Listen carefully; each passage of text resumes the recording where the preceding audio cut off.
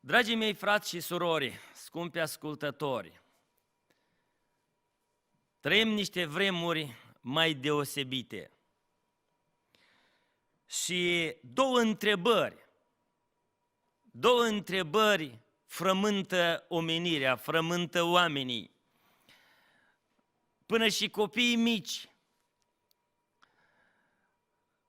înțeleg și încearcă să cuprindă cu mintea lor. Și aceleași întrebări răsună mereu în inima noastră. Ce s-a întâmplat? Este prima întrebare care răsună. Și a doua întrebare este ce să facem? Ce s-a întâmplat? Pe pământul acesta a apărut o boală. Boli sunt multe și au fost mereu. Cât timp a existat omul pe pământ, boli au fost mereu multe. Și oamenii s-au învățat să se trateze, oamenii au învățat, au inventat multă medicină și s-au învățat să se lupte împotriva acestor boli. În vremurile din trecut, în istorie, am auzit despre boala de ciumă, de holeră, alte boli care au existat în lume și au fost o groază. Citeam undeva că prin veacurile 13, 14, 15, în Europa a existat o perioadă de ciumă care a cosit și a pustit Europa. Undeva circa 25 de milioane de oameni au murit. Dar medicina s-a dezvoltat și prin diferite feluri de vaccinări, medicina a biruit boala aceasta și altele și omenirea s-a bucurat, socotindu-se la adăpost, simțindu-se la adăpost de această boală și de altele. Însă au apărut altele care, așa cum este SIDA sau SPID-ul, cum spunem noi. Au apărut altele boli și în ultima vreme a apărut o boală în China, apoi la început omenirea a luat lucrurile așa, nu prea în serios, însă boala aceasta, unul dintre lucrurile principale legate de boala aceasta este că ea are capacitatea să se transmită foarte repede. În felul acesta, deja într-un scurt timp de câteva luni, a apărut într-un loc, boala aceasta a cuprins întreaga planetă. Ceva imposibil, ceva la care nu ne puteam gândi, s-a întâmplat. Dacă cu câteva luni în urmă ne-ar fi spus cineva despre situația în care vom ajunge să trăim, cred că cei mai mulți dintre noi am fi zâmbit, am fi primit-o în glumă, am fi spus, oare se mai poate întâmpla așa ceva cândva? Nici de cum. N-am fi crezut nimeni, am fi socotit lucrul acesta ca ceva de ordinul fantasticului. Am fi întrebat pe asemenea om, ai văzut un film de felul acesta, de groază, de ce poate să se întâmple? Și iată că trăim vremurile. Ce s-a întâmplat? De unde vine? Oamenii își pun întrebarea și cei care vor să urmărească aceste știri pe internet, cred că deja nu o să le ajungă timp. O să trebuiască zi și noapte să privească pe atâția și atâția care își dau cu părerea. Unii spun că aceasta este nu altceva decât oamenii care stau la conducerea lumii au dat virusul acesta ca să rărească populația, să refacă mai rari, să trăiască ei mai liber. Alții spun că dintr-un laborator au scăpat virusul acesta, care este o armă biologică și era pregătită, acum nu se știe și așa mai departe. Deci, dacă vom privi la aceste lucruri, spun încă o dată, o să, încetul cu încetul, o să înnebunim, oameni buni. Fiindcă este o sursă mereu și mereu de noutăți și fiecare își dă cu părerea, nu o să ne ajungă timp și o să ne pierdem în toate aceste noutăți. Unii oameni spun că diavolul a dat virusul acesta, alții spun că Dumnezeu l-a dat ca o pedeapsă peste noi. Deci sunt diferite păreri ce s-a întâmplat până la capăt, nimeni nu știe. Însă cred că veți fi de acord dacă vom spune un singur lucru. Oricum a apărut virusul acesta pe pământ, Dumnezeu a știut despre aceasta. Dumnezeu a îngăduit ca această boală să apară pe pământ și să aresteze în câteva luni, să aresteze globul întreg, lumea întreagă. Citeam la Noutăți, era acolo o știre și se dădea statistica în care țări de pe pământ, și asta era vreo câteva zile în urmă, în care țări de pe pământ nu este virusul acesta. Și am citit țările, vreau să vă spun țări, niște insule pe care eu nici nu le știam, nu le țineam minte de la geografie ca țări, de la școală când am învățat. În rest, întreaga lume este cuprinsă în cleștele acesta, sunt oamenii arestați acasă, stau pe la casele lor, puțin ne mișcăm. Și lucrul acesta vreau să-l subliniez încă o dată. S-a întâmplat cu știrea sub controlul lui Dumnezeu. Oricare ar fi originea, chiar dacă a fost scăpat dintr-un laborator, chiar dacă a fost dat drumul special de oameni, Dumnezeu știe toate lucrurile. Dumnezeu știa anul trecut că anul acesta vom sta acasă și ne vom teme. Ne vom teme pentru noi, ne vom teme pentru părinții noștri, ne vom teme pentru copiii noștri. Și dacă de la început se spunea că boala aceasta atacă grav doar oamenii care sunt înaintați în vârstă, iată că vin știri în care se spune că oameni mai tineri, ba chiar foarte tineri, au murit deja de această boală. Nu știm, oameni buni, nu știm cu ce o să se termine. Acum încă este cum este. Dar nu știm cum va fi mâine sau poimâine. Ce s-a întâmplat? Vreau să privim la 3 lucruri importante care cred că este bine să le înțelegem. Dragii mei frați și surori, oameni buni creștini, este bine să înțelegem. Ce vrea să spună din partea lui Dumnezeu ceea ce s-a întâmplat? În primul lucru, eu cred că Dumnezeu vrea ca noi să facem liniște. Dumnezeu vrea ca noi să facem un pic de pauză în viața noastră. Pământul se aseamănă cu un bazar mare. Dacă cei mai mulți dintre cei care mă ascultați știți ce înseamnă bazarul, piața din Cernăuți, Calinca, atunci când te duci în toiul ei, vei observa o mulțime de oameni în forfotă, unii cumpără, alții vând, alții caută, alții se plimbă prin piață să vadă ce mai este și se aseamănă cu un furnicar. Toată lumea este preocupată de ceva. În ultima vreme, întreg pământul era ca un bazar, ca o piață. Era forfotă multă, îmblare multă, preîmblare multă, planuri multe.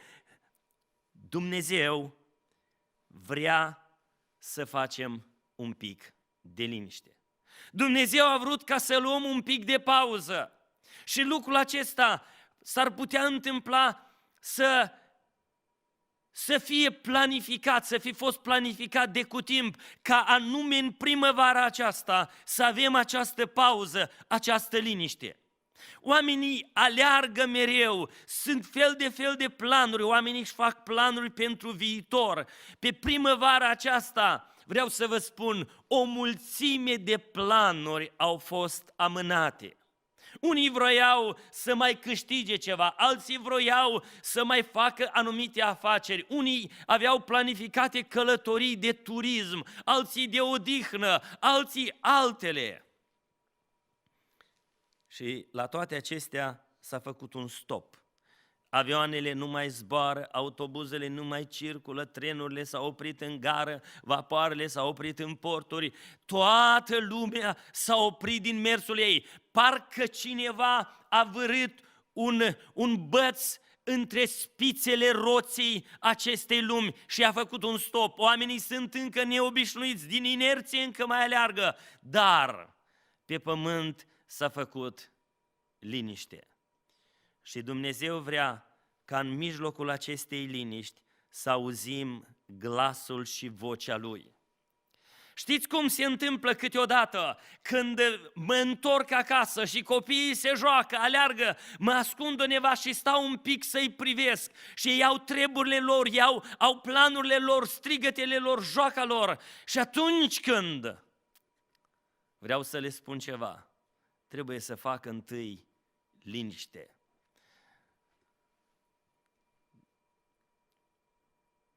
Ca ei să audă ceea ce vreau eu să le spun. Dragii mei, pe pământ s-a făcut liniște și Dumnezeu vrea să ne spună ceva. Dumnezeu întotdeauna a vrut să vorbească oamenilor. Cartea Apocalipsei spune, iată eu stau la ușă și bat. Spune Domnul Iisus Hristos, dacă aude cineva glasul meu și deschide ușa, voi intra la el, voi cina cu el și el cu mine. Dumnezeu vrea să spună ceva. Dacă aude cineva glasul lui și oamenii n-au timp să audă, oamenii n-au posibilitatea să audă, fiindcă mare este zarva și Dumnezeu a făcut liniște. Slăvit să fie numele Lui. Al doilea lucru pe care aș vrea să-l înțelegem din partea lui Dumnezeu este un mare adevăr pe care noi parcă îl știm, dar uităm de el. Oameni buni, noi suntem oameni. Noi nu suntem Dumnezeu. Noi nu suntem supra-oameni, noi suntem oameni slabi și ceea ce s-a întâmplat vrea să ne spună aceasta. Uitați-vă, până acum toată presa, toate noutățile erau pline de nume de oameni și pe de o parte se striga Putin, pe de altă parte Trump, dincolo se spunea ce spune Erdogan.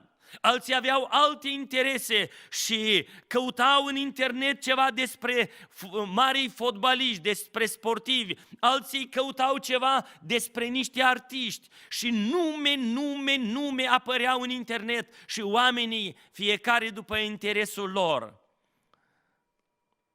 Internetul era înfierbântat de aceste căutări, dar acum este de ajuns să deschizi și imediat apare coronavirus,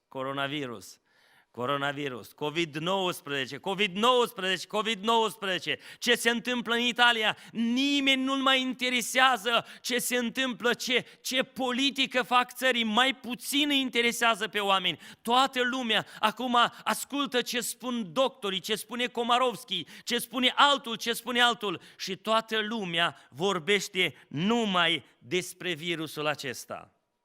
Și el este așa de mic încât la microscop de-abia poate fi observat. Este așa de mic încât nu se vede cu ochiul. Oamenii se păzesc unii de alții, însă nu știu de ce se păzesc. Atunci când te întâlnești cu un om, potențial, începi să te gândești, dar poate el este primejdios pentru mine. De atâtea ori zilele acestea am încercat, mi-am oprit mâna de la jumătate, fiindcă suntem obișnuiți să dăm mâna unii cu alții, să ne salutăm, cei care sunt mai de aproape chiar se îmbrăcișează, își lipesc obrazul de obraz. Acum nu mai facem lucrul acesta, nici cu cei mai buni prieteni. Stăm la distanță, suntem oameni. Ne-am pus încrederea în multe lucruri, ne-am crezut stăpâni pe situație. Dar această liniște, această molimă care a intrat pe pământ vrea să ne spună, dragul meu, ești doar un om. Uitați-vă ce spune cuvântul lui Dumnezeu în cartea prorocului Isaia, în capitolul 40, în versetul 6, câteva versete, cuvântul lui Dumnezeu se îndreaptă către noi și un glas îi spune profetului Isaia, strigă, și eu am răspuns, ce să strig? Orice făptură este ca iarba și toată strălucirea ei, auziți, toată strălucirea civilizației noastre, ca floarea de pe câmp. iarba se usucă, floarea cade când suflă vântul Domnului peste ea. În adevăr, poporul este ca iarba, iarba se usucă, floarea cade, dar cuvântul Dumnezeului nostru rămâne în veac.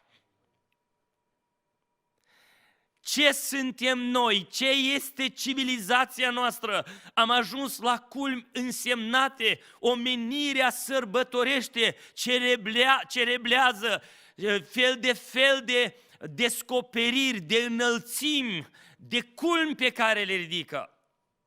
Ceea ce altădată părea o poveste, am ajuns să trăim.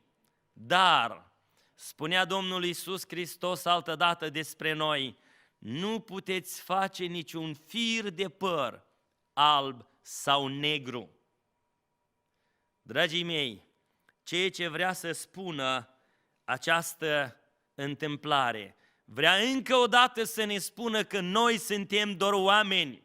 Noi nu suntem în locul lui Dumnezeu. Noi nu ne-am urcat ca să ajungem Dumnezeu, să ne coborâm din mândria noastră și să înțelegem că suntem doar oameni, fiecare dintre noi. Auzim, dacă altădată cei mai mari aveau o ocrotire oarecare, acum auzim despre deputați, despre prezidenți, despre miniștri, despre oameni însemnați de pe pământul acesta, auzim că s-au îmbolnăvit și ei. Și virusul acesta nu ține seamă de culoare, nu ține seamă de bani, nu ține seamă nici de un fel de statut social. Vreau să vă spun ceva. Virusul nu privește la convingerile religioase care le ai. Virusul este lăsat pe pământ în voia lui și numai Dumnezeu poate să ne păzească. În al treilea rând, ceea ce aș vrea să înțelegem este că nu numai că suntem oameni, dar suntem trecători. Atunci când suntem sănătoși și tineri și totul este bine, nimeni nu se gândește la moarte. Nimeni nu se gândește cât i-a mai rămas. Zilele acestea, mulți oameni simt răcoarea morții aproape de ei. Citind la știri, fiecare auzind despre morții care mor, auzind că în Italia mașinile militare trebuie să care sicriile, văzând în mormântări pe internet unde nici măcar rudele nu stau alături de cei care sunt acolo, mormântări sărace, ne gândim la ce se poate întâmpla. Da, fiecare are nădejdea, va trece pe lângă mine, că uite, atâția au rămas în viață. Dar dacă nu? Dar dacă printre cei ce vor fi numărați în viitoarele săptămâni va fi și eu sau altcineva? Această întâmplare vrea să ne spună că suntem trecători. Această întâmplare vrea să ne spună că noi nu suntem stăpâni pe ziua de mâine. Nu putem să ne facem planuri multe. Uitați-vă câte nunți se anulează, uitați-vă câte întâmplări, câte zile însemnate, întreceri sportive, felurite, Olimpiada a fost anulată, a fost amânată, va fi amânată, lucrurile se înschimbă. Vor să ne spună aceste lucruri, că suntem trecători pe pământul acesta și ziua de mâine nu este în stăpânirea noastră. Și atunci când vine gândurile acestea, apare o întrebare foarte centrală, a doua întrebare din ziua de astăzi care am pus-o. Ce să facem? Ce s-a întâmplat am văzut. Dumnezeu a făcut un stop, a făcut o liniște. Dumnezeu vrea să ne spună, suntem doar oameni și suntem trecători pe pământul acesta. Ce să facem? Ce să facem? Zilele trecute am găsit o emisiune proaspătă a unui medic din Ucraina, mai popular, medicul Komarovski, și el în emisiunea lui povestește la oameni despre ce să facă oamenii în caz că s-ar îmbolnăvi și spitalele ar fi pline și n-ar avea posibilitatea să meargă la spital să-l ajute doctorii.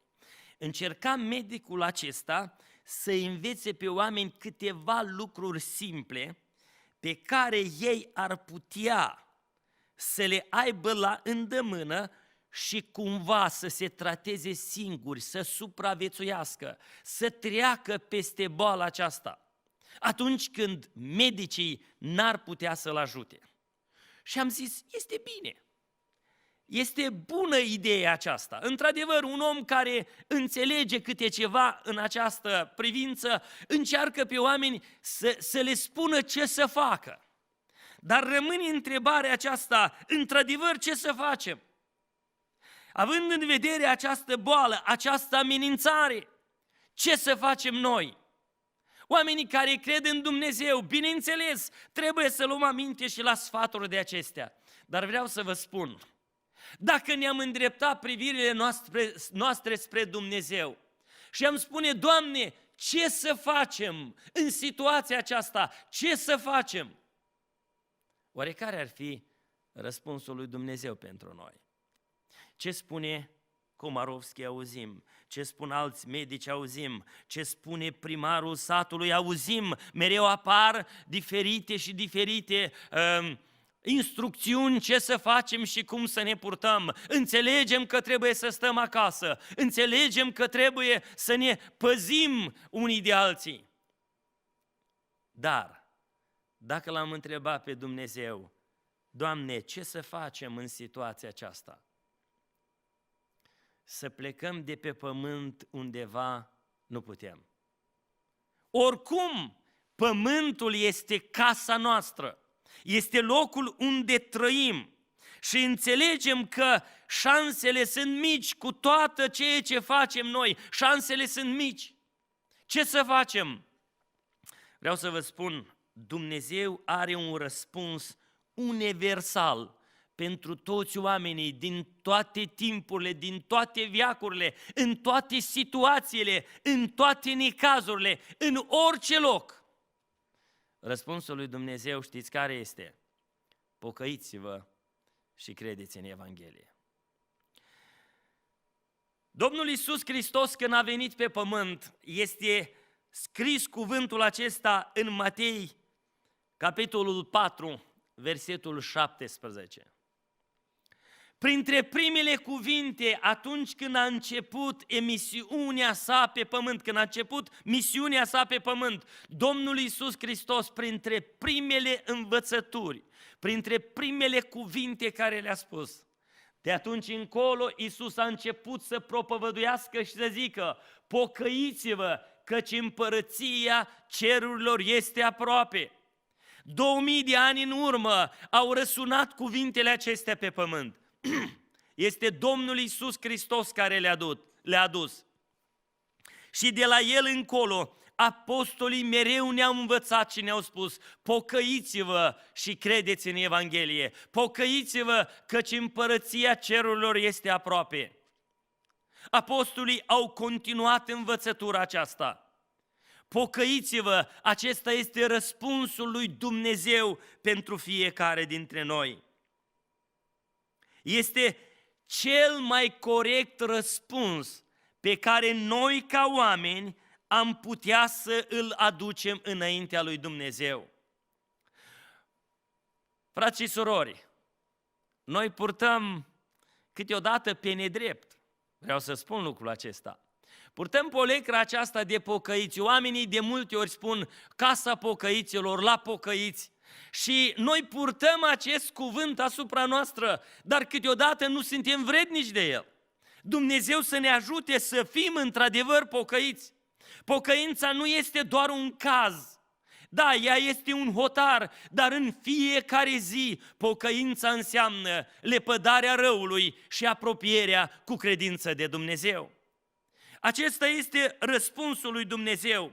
Atunci când citim în Scriptură, observăm lucruri foarte importante care s-au întâmplat în legătură cu pocăința.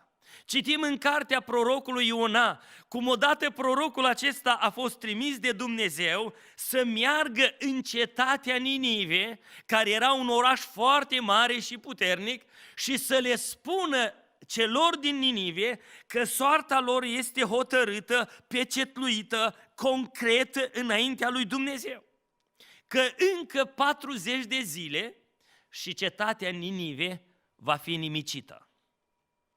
Noi cunoaștem istoria aceasta, Dumnezeu îi spune lui Iona, care era prorocul lui, du-te la Ninive și strigă strigarea aceasta. Spune oamenilor că ei vor pieri peste 40 de zile.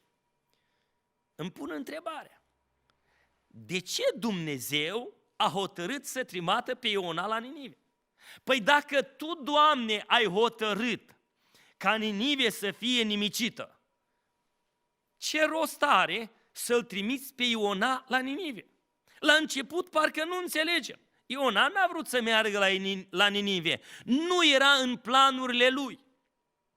Și Iona se urcă într-o corabie și crede că dacă se va duce în altă țară, în alt loc, scapă de Dumnezeu. De multe ori oamenii se înșală crezând că vor scăpa de Dumnezeu. Dragii mei, ultimul, sau după ce vom trece de pe pământul acesta, noi vom înțelege că de Dumnezeu nu putem să scăpăm. Iona a crezut că Dumnezeu este doar numai într-un loc. Mulți oameni cred că Dumnezeu este doar în biserică, în casa de rugăciune, în mănăstire, undeva într-un loc. Mă duc să mă întâlnesc cu El, mă duc să aduc o jertfă, mă duc să fac ceva pentru El, apoi mă întorc și fac ce vreau. Iona a crezut că poate face ce vrea. A fugit de Dumnezeu, s-a urcat în corabie, dar pe mare, în timp ce corabia călătorea, s-a stârnit o furtună. Oamenii au început să se întrebe, de ce este furtună? Dumnezeu a stârnit-o. Fiindcă vreau să vă spun, furtunile fac liniște în sufletele noastre. Și corăbierii, marinarii au început să caute rezolvarea, până la urmă au înțeles că pricina era Iona. Și Iona le spune că trebuie să-l arunce în mare dacă vor ei ca furtuna să se liniștească și să scape cu viață. Marinarii până la urmă l-au aruncat pe Iona în mare și au cerut iertare de la Dumnezeu pentru sângele lui, l-au aruncat în mare și marea s-a liniștit.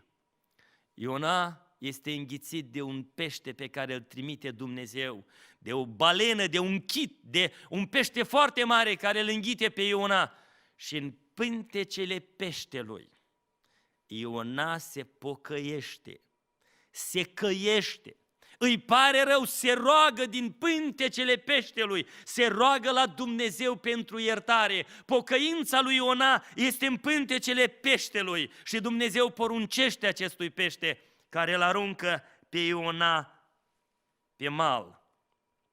Știți unde? L-aruncă pe mal în direcția, nu a Tarsului unde vroia Iona să se ducă, ci l-aruncă în direcția Ninivei și Iona se duce în orașul acesta ca să strige strigarea lui Dumnezeu. Și Iona spune vestea din partea lui Dumnezeu și se întâmplă un lucru extraordinar. Cum înainta Iona în Ninive, și Ninive era un oraș mare cât o călătorie de 3 zile. Și cum înainta Iona în oraș și cum striga Iona strigarea lui, începea un pârjol neobișnuit.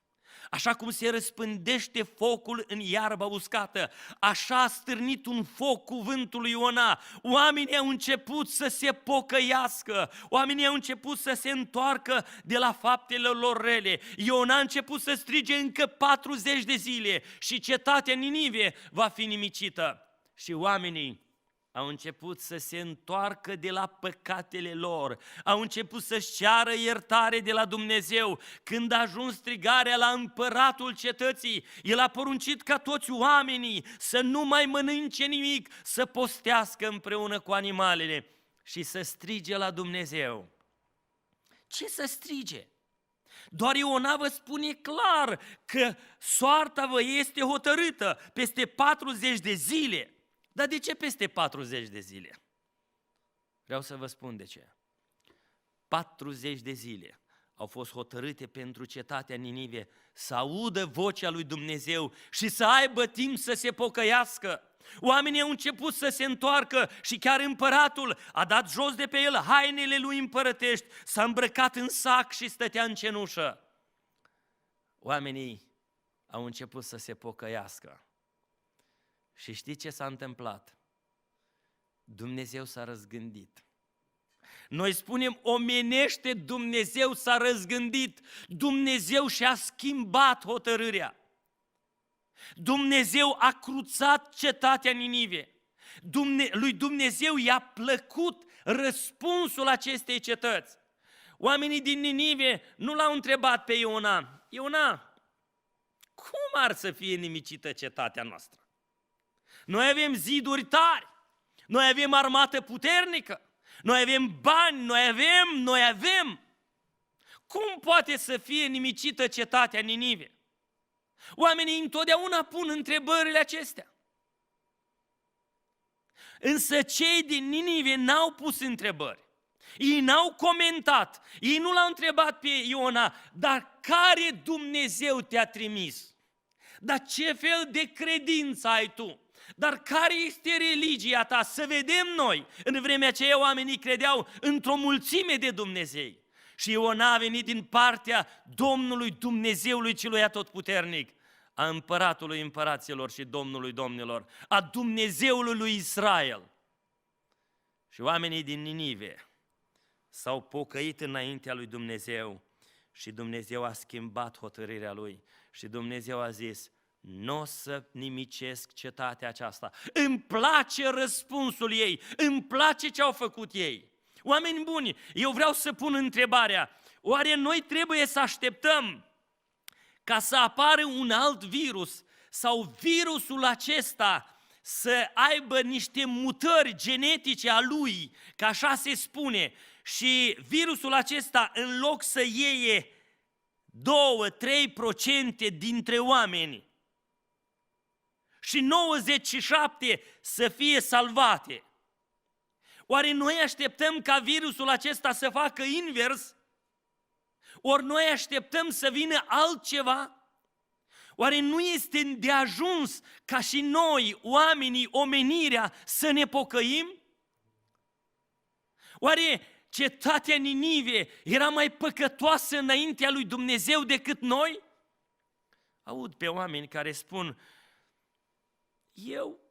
noi, oameni buni, noi trăim într-o lume care sfidează legile lui Dumnezeu, care adoptă legi care sunt împotriva legilor lui Dumnezeu. Noi ne credem în stare să anulăm legile lui Dumnezeu. Veți spune cum? Foarte simplu. Dumnezeu spune așa: v-am dat oamenilor darul vieții, v-am dat marea binecuvântare să puteți naște copii și să-i creșteți în dragoste. Și noi spunem: nu, noi dacă vrem noi doar dacă nu ne încurcă, dacă este în planurile noastre. Dar dacă nu, noi avem lege care permite la orice femeie, fără nicio întrebare din partea autorităților, fără nicio opreliște, în prima fază a nașterii, să-și omoare copilul. Și spunem, asta este dreptul ei legal. Ее законное право. Nimeni nu poate să spună nimic, niciun fel de discriminare. Aceasta este alegerea ei. De unde legea aceasta am luat-o? Cine ne-a dat voie nouă să adoptăm legi împotriva legilor lui Dumnezeu? Putem noi oare să le anulăm? Dumnezeu a dat o altă lege, de exemplu, legea căderii libere. Și noi înțelegem că ori de câte ori ne-am urcat pe casă și n-am fi atenți și am alunecat, noi cădem și cădem dureros. Anulați legea aceasta dacă suntem în stare. Eu nu vreau să cad, eu vreau să plutesc, eu vreau să zbor. Multe am vrea noi. Dumnezeu a dat legea vieții, dar noi spunem nu, noi vom face altfel și încă avem exemple de acestea, sunt multe. Dumnezeu l-a făcut pe Adam și pe Eva. Un alt exemplu. L-a făcut pe Adam și pe Eva. Și a spus, ăsta este bărbat, că eu l-am făcut bărbat. Asta este femeie, eu am făcut o femeie. Și eu le dau dragoste ca ei să se unească și să formeze familie. Și ce se întâmplă astăzi în lumea întreagă și se întâmplă deja și în Ucraina? Oamenii au zis, nu este bărbat și nu este femeie, poate să se schimbe. Și apoi oamenii au zis, și familie nu este numai decât un bărbat și o femeie. În Constituția țării noastre scrie că familie, căsătorie înseamnă legământul între un bărbat și o femeie. Și zice, nu trebuie să schimbăm. Noi schimbăm Constituția și oamenii cred că au dreptul să schimbe legea lui Dumnezeu. Și au spus, familie poate să fie și altfel. Familie poate să fie și altfel. Și ceea ce tu, Dumnezeu, le-ai spus despre bărbat, nu-i chiar așa. Noi schimbăm. Noi nu-l numim bărbat, noi îl numim gender. Ca să putem spune că există nu numai două feluri, bărbat și femeie, ci există 60 de gendere. De unde le-ați luat? Păi noi așa știm. Oameni buni, dragi frați și surori, nu poți să te dai deoparte și să spui, bine, frate Ion, dar eu n-am nimic cu asta. Noi suntem pe pământ și locuim în lumea aceasta care îl sfidează pe Dumnezeu, care îl scoate pe Dumnezeu din viața lor. Spune poetul în versul unei poezii, aleargă, beau, mănâncă, zidesc-ei tot mereu, în viața lor și în toate lipsește Dumnezeu. L-am scos pe Dumnezeu din ecuație, l-am scos pe Dumnezeu din viața noastră, l-am închis în biserici, în temple, în case de rugăciune și am spus, stai acolo, noi vrem să facem altfel, anulăm legile tale și punem legile noastre în locul lor. Și a venit coronavirus ca să ne spună că trebuie să ne oprim, să auzim glasul lui Dumnezeu și dacă vrem să ne pocăim, oameni buni, înaintea lui Dumnezeu și să așteptăm îndurarea Lui. Domnul Iisus Hristos, vreau să citesc și textul acesta, în Evanghelia după Luca, în capitolul 13, de la versetul 1 până la versetul 5, ne povestește autorul că au venit la Iisus niște oameni ca să-i spună despre niște nenorociri care s-au întâmplat și este așa de important răspunsul pe care îl dă Iisus cu această ocazie. Auzim de nenorociri care se întâmplă în Italia, auzim ce se întâmplă în Spania, auzim că deja Statele Unite au ieșit în lideri în privința celor care s-au îmbolnăvit și în privința celor care mor și știri fel de fel. Așa au venit la Iisus și au spus. În vremea aceea au venit unii și au istorisit lui Iisus ce se întâmplase unor galileeni, al căror sânge îl amestecase Pilat cu jertfele lor. Credeți voi, le-a răspuns Iisus, că acești galileeni au fost mai păcătoși decât toți ceilalți galileeni pentru că au pățit astfel? Eu vă spun nu, ci dacă nu vă pocăiți, toți veți pieri la fel. Sau acei 18 inși peste care a căzut turnul din Siloam și i-au omorât, credeți că au fost mai păcătoși decât toți ceilalți oameni care locuiau în Ierusalim? Eu vă spun nu, ci dacă nu vă pocăiți, toți veți pieri la fel. Dragii mei, frați și surori, scumpi ascultători, Dumnezeu așteaptă ca noi să ne pocăim. Ce să facem? În primul rând să ne pocăim. În al doilea rând, Dumnezeu așteaptă ca noi să ne rugăm și să postim. Cetatea Ninive s-au întors la Dumnezeu, s-au rugat și au postit. Cetatea Ninive s-a întors la Dumnezeu, s-au rugat și au postit. Vreau să vă citesc un text din cartea a doua a Cronicilor, în capitolul 7, de la versetul 13. Spune Dumnezeul lui Solomon în felul următor: când voi închide cerul și nu va fi ploaie, când voi porunci lăcustelor să mănânce țara, când voi trimite ciuma, auziți, ciuma în poporul meu, citiți, coronavirus în poporul meu, dacă poporul meu peste care este chemat numele meu se va smeri, se va ruga și va căuta fața mea și se va abate de la căile lui rele, îl voi asculta din ceruri, îi voi ierta păcatul și voi tămădui țara.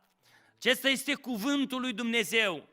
Ceea ce așteaptă Dumnezeu de la noi este în primul rând să ne pocăim, în al doilea rând să ne rugăm și să chemăm numele Lui, îndurarea Lui, să ne învățăm să ne rugăm, nu să spunem rugăciuni, ci să ne rugăm. De multe ori sunt unii oameni care cred că rugăciunea puternică este rugăciunea cuiva. Da, ea este puternică, însă ea este rugăciunea Lui. Dumnezeu vrea ca noi să ne rugăm. Lasă ca din inima ta să izvorască rugăciunea sinceră înaintea lui Dumnezeu. Spune-i lui Dumnezeu cu cuvintele tale, din inima ta, durerea ta, nevoia ta, temerea ta, frica ta.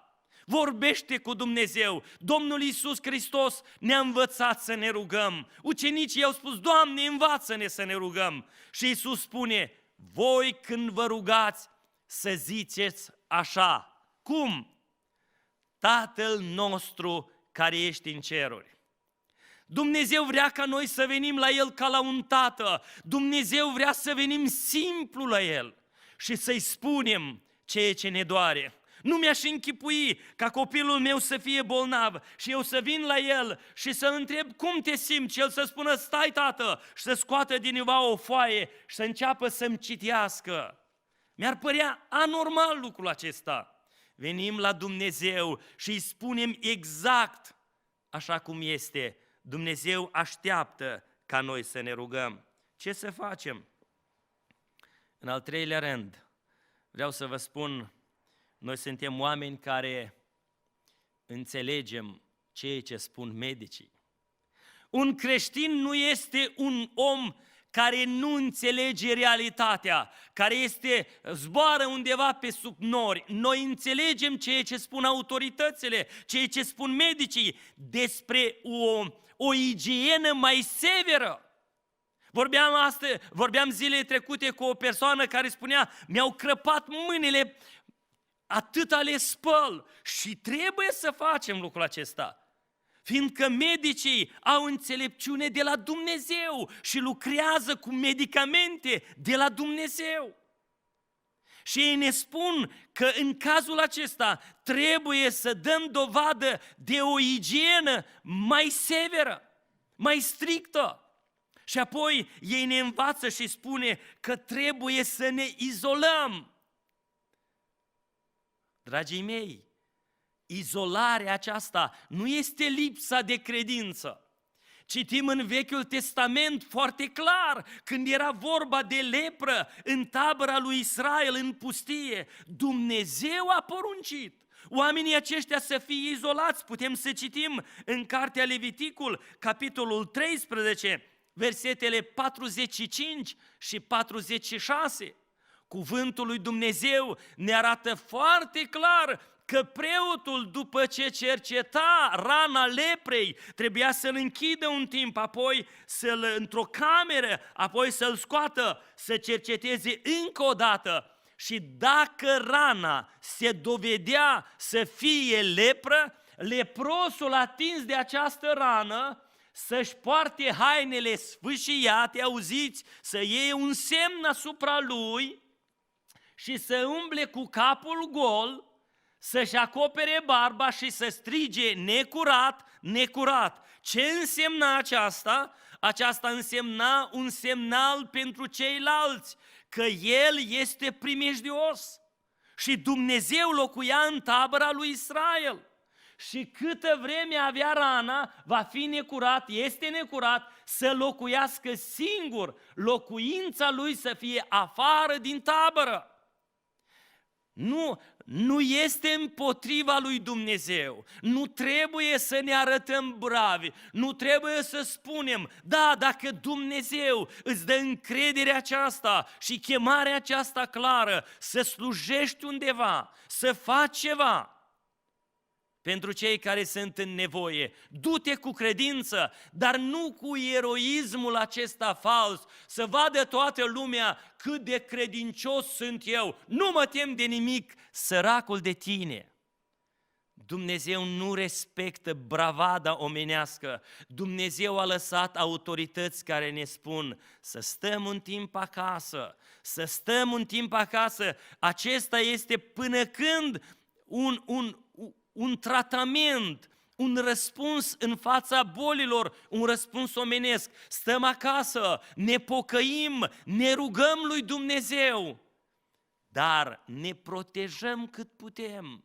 De multe ori în rugăciune îi spun lui Dumnezeu, Doamne, eu fac ce pot. Mai departe, unde eu nu pot, unde eu nu știu cum, te rog, apără-mă Tu de această boală. Apără-mi familia, copiii, apără-ne satul, satele. Auzim despre sate care sunt închise de autorități. Este greu lucrul acesta. Dar nu este cel mai greu lucru care se poate întâmpla. Să suferim și să ascultăm și să ne străduim, să ținem distanța, igiena, fiindcă acesta este ceea ce putem face noi. Dincolo de ce putem face noi, face Dumnezeu, slăvit să fie numele Lui. Și în ultimul rând, ceea ce vreau să spun și voi încheia, este că în situația aceasta, ce ar vrea Dumnezeu încă să facem, este să avem o inimă bună și înțelegătoare. Citeam la știri despre medici care se luptă cu boala aceasta. Și apoi când se întorc acasă, ei locuiesc în oraș. Când se întorc la apartamentul lor, oamenii strigă împotriva lor, mai să nu-i primească să se întoarcă acasă. Oameni buni. În situația aceasta în care suntem, s-ar putea întâmpla ca Dumnezeu pe unii dintre noi să ne cheme la slujire mai deosebită. Auzim de cazuri frumoase despre tineri care sunt mai protejați, mai puternici în fața acestui virus și care propun la cei mai în vârstă, stați acasă. Noi cu toată atenția, dacă aveți nevoie de ceva, vă vom cumpăra și vă vom duce acasă. Nu ieșiți voi pe drum dacă sunteți singuri și n-are cine să vă ajute. Iată o faptă frumoasă. Oare nu ne cheamă Dumnezeu la aceasta? Da, Dumnezeu ne spune să avem grijă de cei mai săraci, de cei mai nevoiași, de cei mai în vârstă. Să avem grijă să facem fapte bune. Ce să facem, Doamne, în timpul acestui virus? Să ne mai îmbogățim cu fapte bune, cu fapte de milă, de milostenie. Să vedem pe cineva care e mai asuprit ca noi. Și să întindem o mână de ajutor, câteodată spunându-i Domnului, Doamne, facem fapta aceasta, ocrotește-ne Tu, ajută-ne. Și cred că Dumnezeu poate să ne ocrotească, dar dacă nu, am zis, dacă trebuie să trec prin boala aceasta, mai bine trec prin ea, făcând totuși o faptă bună. Mai bine risc făcând o faptă bună, mai bine risc din dragoste, decât să stau nepăsător față de cineva în nevoie. Vreau să rămân la cuvintele acestea și vreau să mă adresez către toți cei ce mă aud. Dragii mei, Dumnezeu a făcut liniște pe pământ ca să auzim glasul Lui, ca să înțelegem că suntem doar oameni și suntem trecători pe pământ. Și dacă ne punem întrebarea ce să facem, răspunsul lui Dumnezeu este categoric. Trebuie să ne pocăim, trebuie să ne rugăm, să ne întoarcem la rugăciune, trebuie să ne păzim, să păstrăm instrucțiunile autorităților și ale medicilor și trebuie să facem fapte bune, să ajutăm pe cei în nevoie. Și mă rog din toată inima ca Dumnezeu să ne ajute la aceasta. Amin.